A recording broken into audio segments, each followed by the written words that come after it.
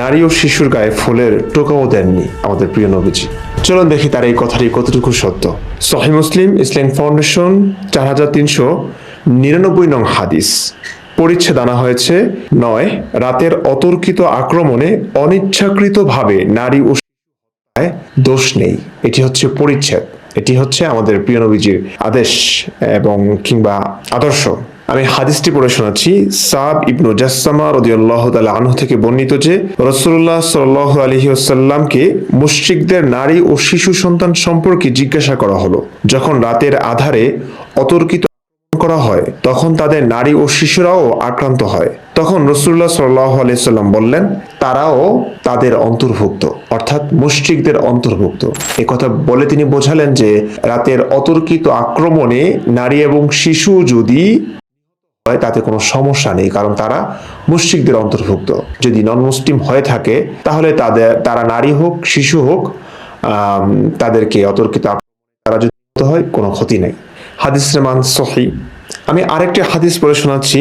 সুনানে আবু দাউদ তাহকিককৃত 4361 নং হাদিস, পরিচ্ছেদ আনা হয়েছে যে নবী সাল্লাল্লাহু আলাইহি সাল্লামকে গালি দেয় তার সম্পর্কিত বিধান।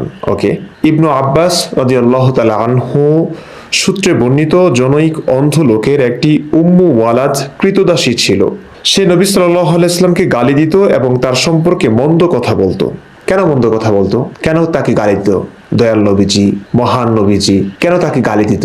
আমরা অনেক সময় একটা কথা বলি যে তৎকালীন কাফেররাও নবীর চরিত্র নিয়ে কথা বলতো না।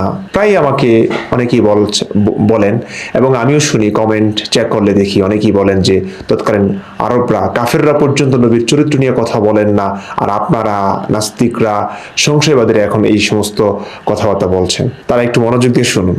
সে নবী সাল্লাল্লাহু আলাইহি ওয়াসাল্লামকে গালি দিত এবং তার সম্পর্কে মন্দ কথা বলতো। অন্ধ লোকটি তাকে নিষেধ করা সত্ত্বেও সে বিরত হতো না। সে তাকে ভৎসনা করত, কিন্তু তাতেও সে বিরত হতো না।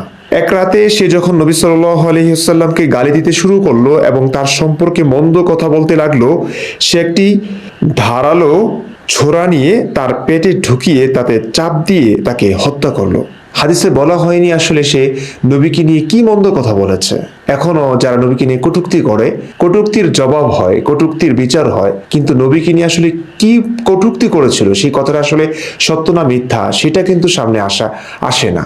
যাই হোক, এখানেও ব্যাপারটা তাই দেখা দিয়েছে। আবার বলছি, এক রাতে সে যখন নবী সাল্লাল্লাহু আলাইহি ওয়াসাল্লামকে গালি দিতে শুরু করলো এবং তার সম্পর্কে মন্দ কথা বলতে লাগলো, সে একটি ধারালো ছোরা নিয়ে তার পেটে ঢুকিয়ে তাতে চাপ দিয়ে তাকে হত্যা করলো। তার দু পায়ের মাঝখানে একটি শিশু পতিত হয়ে রক্তে রঞ্জিত হলো। ভোরবেলা নবী সাল্লাল্লাহু আলাইহি ওয়াসাল্লাম ঘটনাটি অবহিত হয়ে লোকজনকে সমবেত করে বলেন, আমি আল্লাহর কসম করে বলছি, যে ব্যক্তি এ কাজ করেছে সে যদি না দাঁড়ায় তবে তার উপর আমার অধিকার আছে। এ কথা শুনে অন্ধ লোকটি মানুষের ভিড় ঠেলে কাঁপতে কাঁপতে সামনে অগ্রসর হয়ে নবী সাল্লাল্লাহু আলাইহি ওয়াসাল্লামের সামনে এসে বলল, হে আল্লাহর রাসূল, আমি সেই নিহত দাসীর মনিব। সে আপনাকে গালাগালি করত এবং আপনার সম্পর্কে অপমানজনক কথা বলতো। আমি নিষেধ করতাম কিন্তু সে বিরত হতো না। আমি তাকে ধমক দিতাম কিন্তু সে তাতেও বিরত হতো না। তার গর্ভজাত মুক্তার মতো আমার দুটি ছেলে আছে আর সে আমার খুব প্রিয় পাত্রী ছিল। গত রাতে সে আপনাকে গালাগালি শুরু করে এবং আপনার সম্পর্কে অপমানজনক কথা বললে আমি তখন একটি ধারালো ছুরি নিয়ে তার পেটে স্থাপন করে তাতে চাপ দিয়ে তাকে হত্যা করে ফেলি। নবী সাল্লাল্লাহু আলাইহি ওয়াসাল্লাম বলেন, তোমরা সাক্ষী থাকো তার রক্ত বৃথা গেল।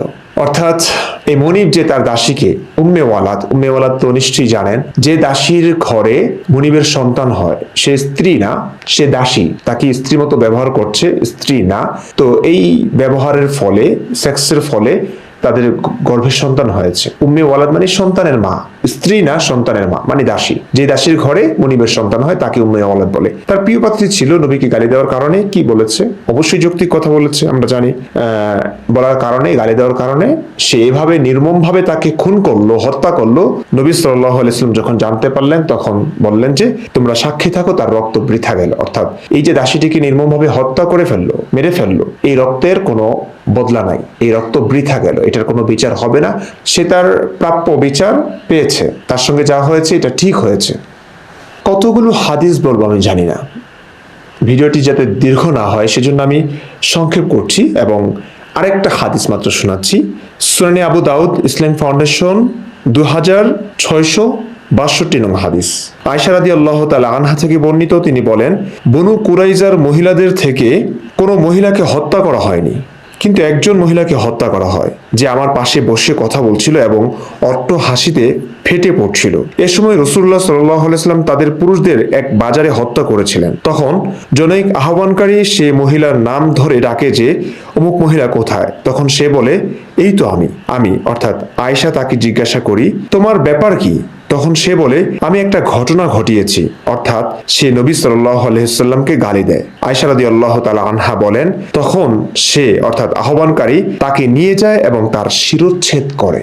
তিনি বলেন, আমি সেই ঘটনাটি এখনো ভুলতে পারিনি। আয়েশা রাদিয়াল্লাহু তাআলা আনহা খুব আবেগপ্রবণ হয়ে বলছেন, সেই ঘটনাটি আমি এখনো ভুলতে পারেনি, কেননা তার আচরণে তাজ্জবের ব্যাপার এই ছিল যে সে অট্ট হাসিতে ফেটে পড়ছিল, অথচ সে জানতো যে তাকে হত্যা করা হবে।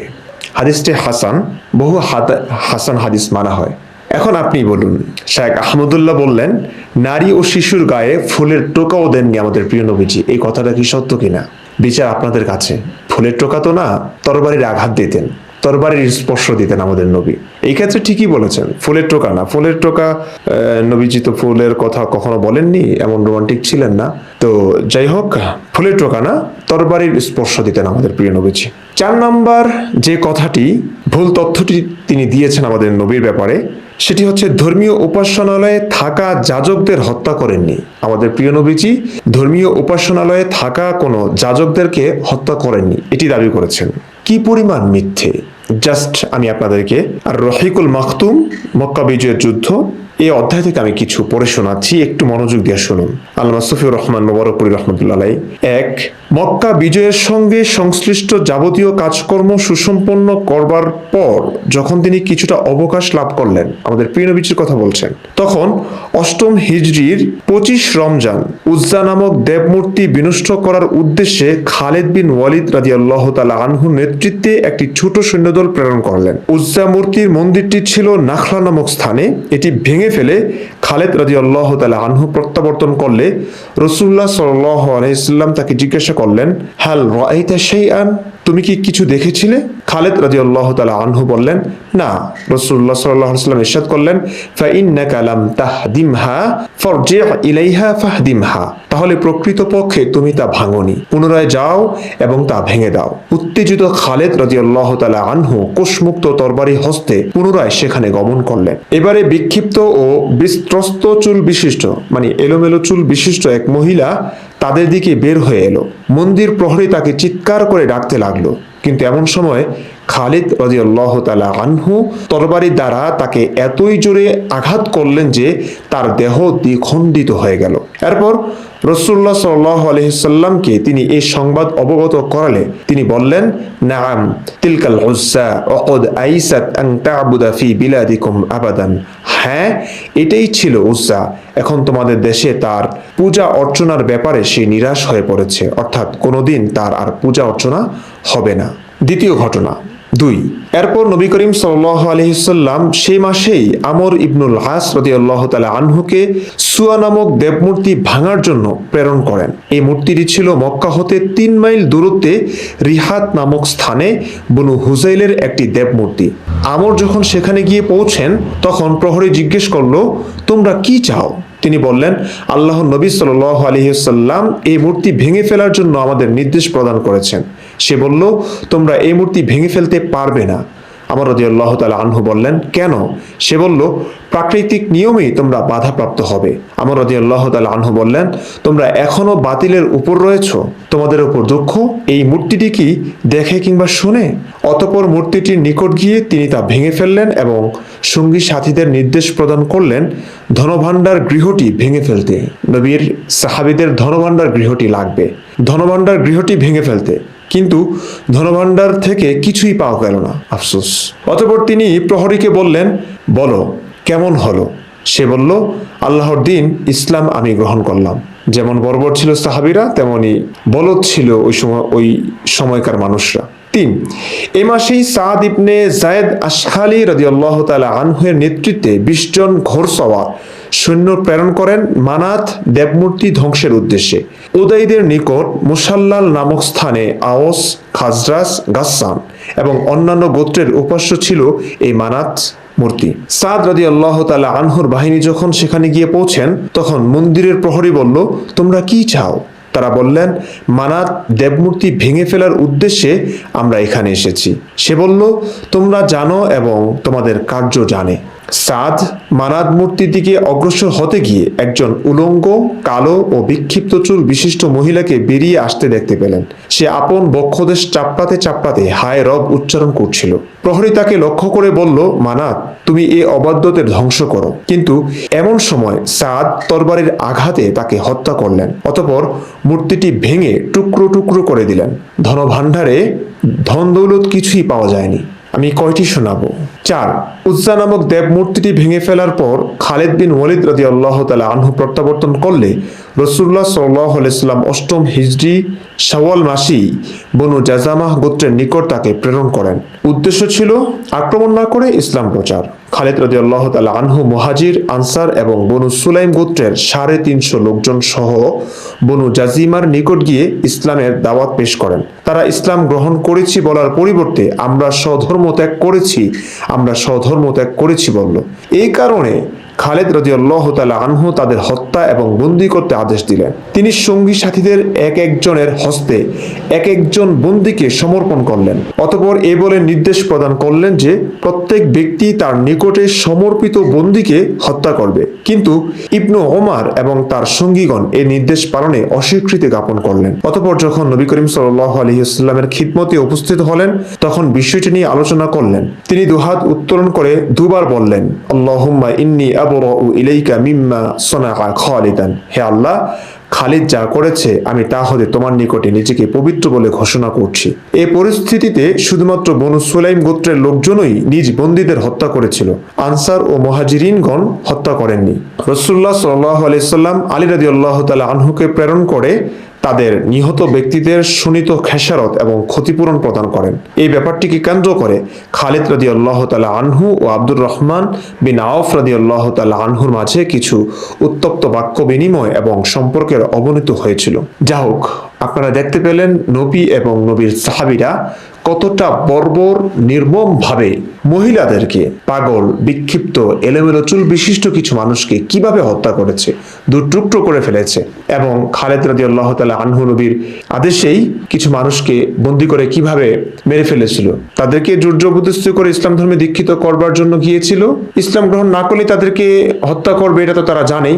তো তারা ভয়ে এই কথাটা বলেছিল আর কি, যে আমরা ইসলাম ধর্ম গ্রহণ করলাম, এর পরিবর্তে আমরা স্বধর্ম ত্যাগ করলাম। হয়তো একটু ঘুরিয়ে পেঁচিয়ে বলেছিল। কি করবে আর ভাই, তাদেরকে পর্যন্ত মেরে ফেলেছে। অবশ্য নবী করিম সাল্লাল্লাহু আলাইহি ওয়াসাল্লাম এর নিন্দা জানিয়েছেন।